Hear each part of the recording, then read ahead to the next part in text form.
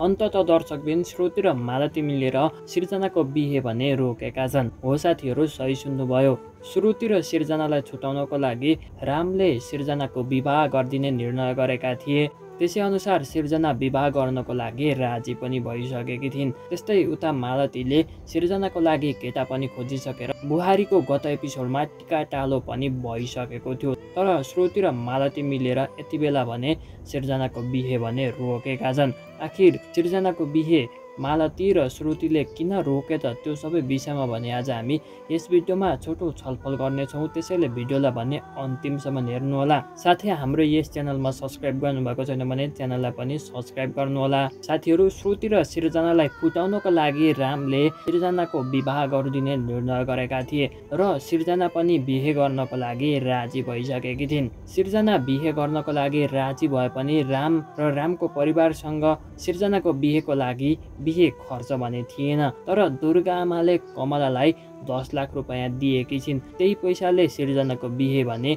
अब सम्पन्न हुनेवाला छ। तर राम र मुनाले दुर्गा आमाकोबाट पैसा ल्याएको हो भन्ने कुरा चाल पाए भने मलाई मार्छन् भनेर कमलाले भनिरहेकी थिइन्। यो कुरा तिमी र मलाई मात्र थाहा हुन्छ। तिमीले घरको लाल पूर्जा राखेर पैसा ल्याए भनेर भन्दा भइगयो नि भनेर दुर्गा आमाले 10 लाख रुपैयाँ दिएर कमलालाई पठाएकी छिन्। दुर्गा आमाले 10 लाख रुपैयाँ कमलालाई दिएर पठाएर ठिक गरिन् या त बेठिक गरिन्, कृपया तपाईँहरूलाई लागेको विचार कमेन्ट सेक्सनमा लेख्नलाई भने नबिर्सिनुहोला।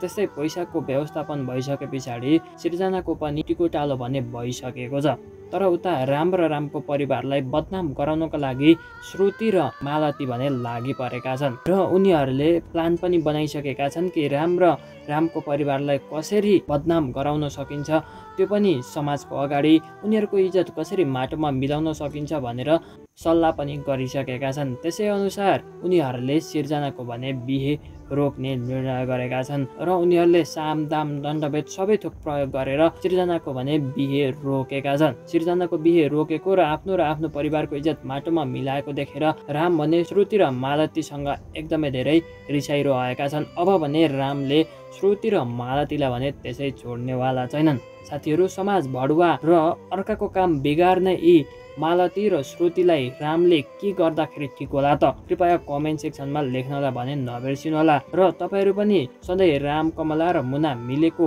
हेर्न चाहनुहुन्छ भने कमेन्ट सेक्सनमा राम, कमला र मुना पनि लेख्नुहोला। साथै हाम्रो यस भिडियोलाई एक लाइक गरेर च्यानलमा सब्सक्राइब गर्नुभएको छैन भने च्यानललाई पनि सब्सक्राइब गर्नुहोला भन्दै अहिले चाहिँ बिदा माग्न चाहन्छु। हवस् त, नमस्कार।